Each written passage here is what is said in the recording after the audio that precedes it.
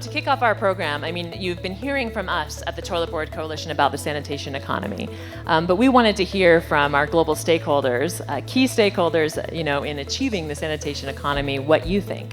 What do you think about the opportunities of the sanitation economy? We have Maria Angelica Sotomayor from the World Bank. Give us a wave, Maria Angelica. We have Tom Williams from the World Business Council for Sustainable Development. And we have Eric Alm from the ALM LAB at MIT.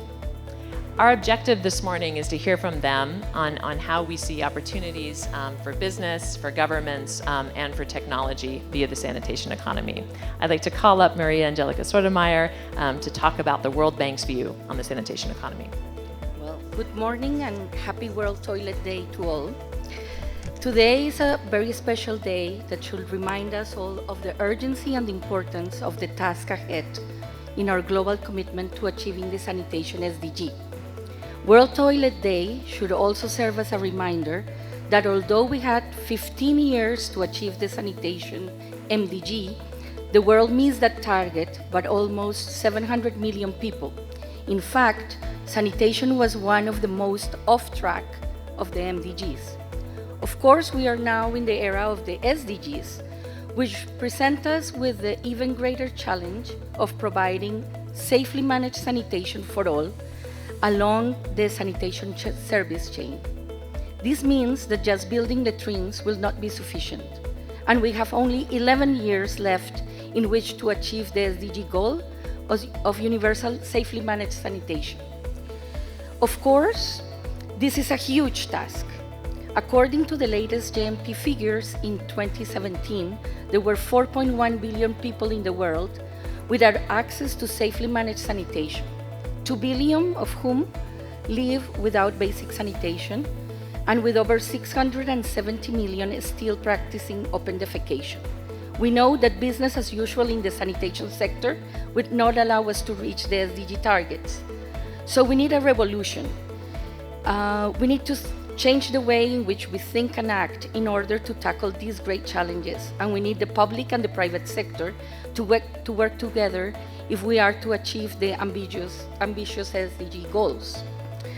I can think of a better place to spend World Toilet Day than in India, which should serve as an inspiration to all of us working in the sector, given the impressive advances in the country, as they have achieved a lot in the recent years to eliminate open defecation through the National Swachh Bharat mission. We at the World Bank are very proud to have partnered with the government of India in this endeavor through the provision of $1.5 billion of innovative result-based financing in direct support of the Swachh Bharat mission. The World Bank has been an active partner of governments around the world in the sanitation sector for over 50 years, which has provided us with many important lessons from rich and poor countries alike. We realize that there is no silver bullet in our pursuit for providing safely managed sanitation. We see that the provision of such services at scale is costly, necessitates behavior change among all sector stakeholders, requires strong political will, commitment, and leadership from the very highest level of government, down to the local community and the household.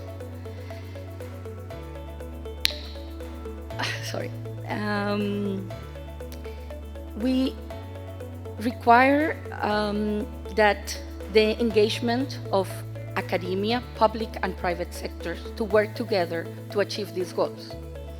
The benefits of tackling the challenges of sanitation are manifold. Improved sanitation leads to lower disease burden, improved nutrition, reduced stunting, increases attendance of girls at school, provides healthier living environments, improved quality of life, increased job opportunities and wages, improves the competitiveness of cities, as well as economic, environmental, and social gains to society more broadly.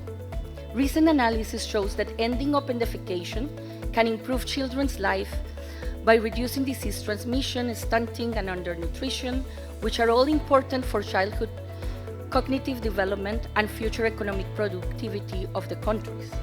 Without adequate sanitation facilities, girls are more likely to drop out of school and are vulnerable to attacks while seeking privacy. Lack of sanitation also holds back economic growth. Poor sanitation costs billions to some countries. In the case of India, for example, this amounts to the equivalent of 6.4% of the country's GDP. In addition, properly managed sanitation is essential for protecting the environment and is crucial in our battle to clean up rivers, lakes, and seas.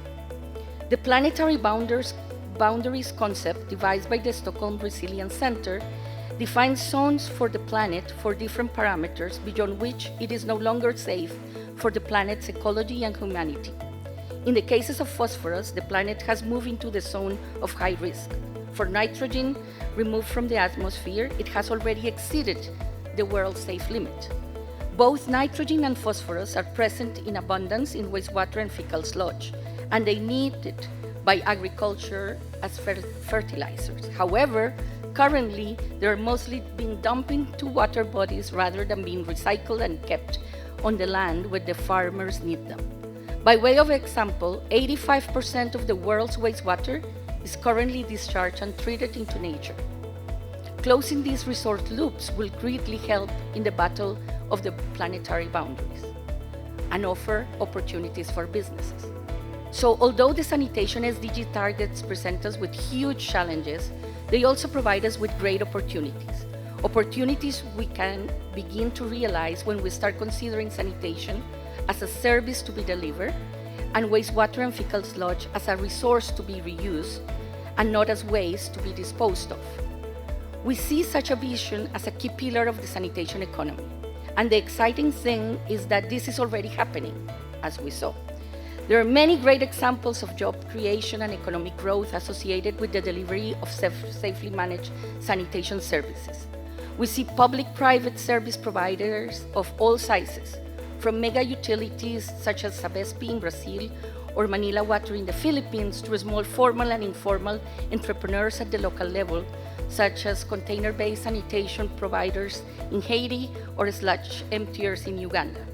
We also see impressive examples of reuse, from sophisticated tertiary treatment plants for converting wastewater into industrial-grade water in South Africa, potable water in Namibia and Singapore, through the conversion of fecal sludge into compost and fuel briquettes in Bolivia and Kenya. So we shouldn't focus only on the building of infrastructure, be it centralized or decentralized, sewers or on-site, as this leaves us out what I believe is the most important part to achieving the SDGs and the most important for the sector, which is the sustainable delivery of sanitation services. It is not just about the technology, but about finding the right service delivery models, the right policies, funding, regulatory and institutional frameworks, which are tailored to the local reality. This is particularly important in developing countries, as the growth in urban centers is dominated by disorganized, informal, rapidly growing settlements that challenge our ability to provide traditional services. This means that we need to be flexible and creative, and we need to work with both the public and private sector, the academia, with small, medium, and large operators, but we need to do so at scale. A key part of the response will involve further leveraging the private sector's professional capacity and investment. By partnering with the private sector, we can tap into its capacity to innovate new affordable and aspirational products and service delivery models for the poorer households, strengthen distribution and supply chains, increase responsiveness to customer demand, and apply the best social and commercial marketing practices to change behavior, which is crucial in sanitation sector. Private sector participation can also be tapped into for the efficient collection, conveyance, treatment, and proper disposal or reuse of fecal sludge and wastewater. Today, as we observe World Toilet Day, I invite you all to take full advantage of the summit, and I would like to congratulate Cheryl and the other organizing for having pulled together this summit. I look forward to meeting you and many opportunities during these days to further discuss. Thank you. Thank you, Maria Angelica. So if I could turn now to Tom, and you're welcome to sit or stand, but let's get intimate, shall we? So Tom, you represent the World Business Council for Sustainable Development, global business coalition of leading companies and who are really considered the sustainability leaders. How is the broader business community addressing WASH, water, sanitation, and hygiene? And where do you see the opportunities of the sanitation economy emerging for broader sectors? Yep, thank you very much, Cheryl. Before I answer that question, just to say how impressed I am with the progress and the ambition that you've just shown there. And I think it really lifts the narrative around sanitation and toilets. So huge compliments to you, your team, and your partners, because I think the progress you've made over the last few years and the ambition that you've articulated will really take us as close as we can possibly get to the SDG 6.2. The World Business Council for Sustainable Development, it's a membership organization of about 200 companies. What they have in common is that they embed sustainability within their governance and their business models. And we've been in existence for nearly 25 years, and water and sanitation has been part of our program of work for about 15 or 16 years. It's always been something that business has been concerned with. At the same time that TBC was formed in 2014, WBCSD launched the WASH Pledge. To date, we have 53 companies who have signed the WASH Pledge. And what it compels companies to do is, within 3 years of signing the WASH Pledge, is to ensure that they have adequate water supply, sanitation, and hygiene facilities throughout all of their operations. And we provide them with an assessment tool and various supporting documentation to include this. Last year, we had a review of how companies were progressing in terms of their pledge commitments. And we found that there were 3 general benefits that companies were facing. One, a reduction in absenteeism. So workers were coming to work more often because of better sanitation facilities in the workplace. Second of all, we found that there was greater female participation in the workforce. So business was really compelled to attract female and retain female workforce, and they found that as a benefit. And third of all, and ultimately, it improved productivity. Thinking, for example, in agricultural supply chains where access to drinking water made sure that workers were rehydrated, for example. And just to give you a sense of the scale of investments of some of the companies, actually an Indian conglomerate, the Aditya Birla Group, ABG, which is an Indian conglomerate that operates in about 34 countries, it invested $2.5 million in improving its wash facilities throughout its operations in order that it can comply within that 3-year period. So I think there's huge commitments from companies. They're clearly seeing the benefits of ensuring that they have adequate and safe wash facilities in their workplace. We're also pushing business to make sure that they can drive similar activities within their supply chains in their communities. And I think what business is starting to understand is the human rights context of WASH and how important that is, how it's an important driver for SDGs. More and more businesses are orientating themselves around the 17 SDGs and really starting to understand also the human and social capital of sanitation, and particularly its impact, if you have poor sanitation, how that impacts negatively on human and social capital. And I think that helps business understand the economics of sanitation. Thank you. Thank you, Tom. Moving now to technology, we've heard about the business view, the business view, the government view, and now technology. I was first introduced to Eric Alm's work of the ALM LAB at MIT through your Underworlds project. I got a hold of one of your reports, and I saw all of these little dots. I think it was the city of Seoul, which you had mapped bacteria and viruses by putting robots into the sewer system. And I thought, wow, that's very interesting. So we've invited Eric here today to talk about the evolution of that work and really, highlighting some of the partners that you've been working with and how to take this technology to both benefit cities and benefit businesses. Can it be a commercial opportunity as well? Well, thanks, Cheryl, and I'd like to thank kind of the TBC and Cheryl's team and everybody for the honor of being able to share some of our vision for where things are headed. So, I think we all appreciate how important water is. When I think about water, though, a simple kind of fact comes to mind first. Water is accounts for most of the mass moving in and out of our cities. When we think about what's going in and out of cities, it's not cars, it's not airplanes, it's not trains and shipping containers. It's water. Most of what's going in and out of our cities is water. Clean water, hopefully, comes in. And the water that comes out, the sewage, actually holds a trace of almost all the human activity that occurs in a city. And that, to me, is where the real value is, right? So I want you to think for a minute. Maybe close your eyes, maybe keep them open, but think about all the human activities going on in a city, except my premise that they're all recorded somehow in sewage. And how would you want to use that information if it could be delivered to you? How could you use information on what's happening where in a city to improve the lives of people that live in that city? What would you do? I'll tell you what I would do. I'm more from a biomedical background, so I would want to know, what does the health of all those people in all those cities look like?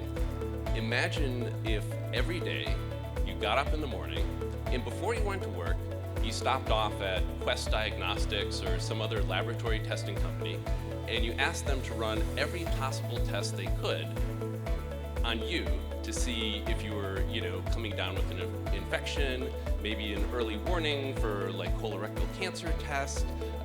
Maybe you're waiting to see if you're pregnant and you want to know if today is the day, right? Every single test you could imagine running, you would just run it, and then maybe when you got home from work, you turned on the news and you saw a report that maybe a rare virus, maybe Zika, you found one case in your city after testing everyone there. And then public health authorities could take that information and start to take preventative measures, right? That's kind of what I think of. When I talk to other people, I get amazing new ideas that would have never occurred to me, right? Because I don't work in those sectors. And to me, that's where the real value is. If we think about the promise of web technologies and even social media a few decades ago, I think we would have never even imagined that there were multi-billion-dollar industries of companies just mining the data, like the silly things that we put up on Twitter, right? But there's actual information there. I think that the value of the nonsense that at least I and many other people post to Twitter just pales in comparison to the hard chemical and biological data that's trapped in the sewage, and yet nobody's looking for it, right? So when I think about the future, I think a few decades forward, I imagine vast industries just leveraging that data and using it to improve our everyday life. Now, I asked you guys to think about what are the applications that you would use that information for. I can tell you where we've started, right? So my focus has really been on building the technology. It's not going to be easy to extract that information. I can't just give you a list of chemicals, give you a bunch of DNA sequences, and voila, we have knowledge about human activity. It's a lot more complicated than that, and that's what we've spent the last few years trying to figure out. What are the logistics of getting that data? How do we interpret it? And the first few applications, I think, are informative and kind of point the early steps, right? So we spun out a company called BioBot Analytics. What BioBot does is it's helping to fight the opioid epidemic in the United States. Within the opioid epidemic, policymakers mostly get their information from overdose and overdose deaths. That's 6 or 7 years too late. Oh, okay. We get most of our information when people die, okay? That's 6 or 7 years too late. And if a policymaker says part of the problem is overprescription of opioids, maybe we'll try to do some clinician prescriber education, and then we'll come back next year and we'll say, did the rate of overdose deaths go down? No, because there's a lag time. So we need that information in real time, right? We need to know that prescription drugs are going down, and slowly through the chain we'll start to see, you know, some of the more hardcore street drugs going down, and then eventually we'll see a decrease in the overdose deaths, okay? So that's the first application. The next application we're still incubating in my academic lab, and we're implementing it in Nepal. So we're in Nepal, we're collecting sewage, and we're trying to say, if it costs millions of dollars to go house to house and actually measure the rate of typhoid in Kathmandu, can we just go out, collect a few liters of sewage, go back to the lab, and from that sewage, analyze and estimate what fraction of the population in this particular neighborhood has typhoid? I can't tell you the answer is yes yet, but it's very promising. We're almost there. So what are we doing in Pune? We're working in community toilets, and we're expanding the infectious disease efforts. We're looking at dengue, we're looking also at typhoid, we're looking at norovirus, we're looking at rotavirus, and we're trying to get that information back to policymakers. While we're there, we can look at whatever you guys can dream up. Whatever local stakeholders think is important, that's kind of the most important for us. Technology problems, I'm not afraid of. If we have logistical support on the ground and we have the stakeholders who really understand the value of what's in the sewage, we can make the technology work. So all of this is kind of looking at cities, and you might say, well, Eric, what about my population? They're small villages, they're not you know, larger community toilets. What's the future on a more personal level? I think that's definitely in the plan. Okay, we're gonna start with cities because we can collect a few liters, we can take it to the lab, we can do expensive analyses, things like that, because we're covering thousands of people with every sample. Once we get better at that, we're gonna think about putting that technology directly into toilets. So smart toilets that are doing all of these tests directly, you know, directly for people, getting that information back to people. And I think consumers have, they want to run these tests, right? They don't want to have to wait a whole afternoon in a doctor's office and then be disappointed when the doctor says, oh no, you don't have that, and they don't run the test, and later on they find out, oh, actually, that is what I had, right? So people want this technology, and we want to get people, kind of enable them to run those tests themselves, get that data, and be able to take preventative measures themselves. So public health first, and then personalized medicine. So that's my vision for the future of this resource. Thank you, Eric. And this afternoon, when you visit the Smart City Center, you're going to see some of these technologies in action, and what we're seeing so far, and how that's been mapped for the city. I know that when we first started looking at what types of technologies, I think, you know, everybody's first question, certainly ours, was, you know, well, what can we see? And of course, the technology from the technology perspective, as Eric said, what they want to know is what you want to know. So actually, we can see anything that we want, if I understand that correctly. We just have to know what we want to see. And so we've been working here with the City of Pune's health department to understand, you know, what are the priority health issues that they're interested in, and that's how we built the program here in Pune. Thanks, Eric. So coming back to Maria Angelica for a moment, you know, you talked about sort of the opportunities of you've called it the new sanitation economy for governments. Can you talk a little bit about, you know, the World Bank's new action plan and your plans for the circular sanitation economy initiative? And really, I think for this dialogue this week, Sue Coates said it last night, we need a new sort of dialogue platform between business and governments. You know, what would be the suggestion of the World Bank, you know, of how to start translating the sanitation economy for governments? Okay, so we, together with many development partners, have been thinking about a new way of approaching sanitation in cities.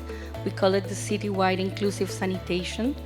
But what it meant to do is to bring to the table a lot of the actors that are not necessarily there, recognize that there is a lot of probably informal service providers when there's large communities without services, understanding that we will take 200 years or so to provide sewers in Argentina, for example, if we do business as usual.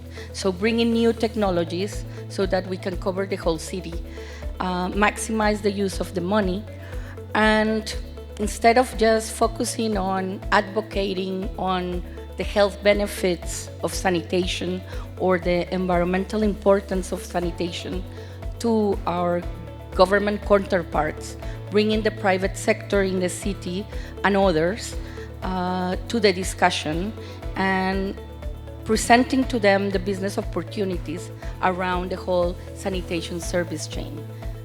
As we know, it's not just about building latrines, which already produces jobs and requires a lot of unskilled labor, which is music to the ears of many ministers of finance that are worried about growth and jobs. So if we change the way we approach it and we bring the local entrepreneurs, the large companies, Veolias of the world, to be interested in thinking differently how we approach sanitation. We can present it as a business opportunity, and then hopefully we bring others, also partner with universities, research centers to understand better what is possible uses of the waste, which shouldn't be waste, the resource, and adapt it. So we're seeing that in many places they're producing fertilizer because of an agricultural area. In other places, in Uganda, for example, they're doing briquettes so that they stop deforestation and provide a sustainable source for cooking, so producing briquettes. So depending on the local reality, there's a lot of business opportunities that also bring the good, So making similar to what you were suggesting. So really the opportunity to make sure that governments sort of understand the different business solutions that could be on offer in their city or around their country, and looking at how they could be leveraged for new solutions. Secretary Ayer, who has been very kindly invited the Toilet Board Coalition to host a specific workshop to really understand exactly this. He said, we want to scale up the sanitation economy in India in our next phase, but we don't know really what the business solutions are. Can you organize a workshop to help us to understand what they are? And we said we can do better than that. We can invite you to the Sanitation Economy Summit, where the global universe of solutions will be here, not just those in this country, and that was really interesting for him. And so that will be happening tomorrow. We'll be having that workshop tomorrow to have that dialogue with the government of India on how the government of India can support the scale up of the sanitation economy. And he also said the first step is just understanding what the solutions are. We would say that the second step is frameworks that invite business innovation and entrepreneurship, because we're really at the beginning of what's possible in these new solutions, as Eric was alluding to. So Maria, Angelica, we want your active voice in that workshop.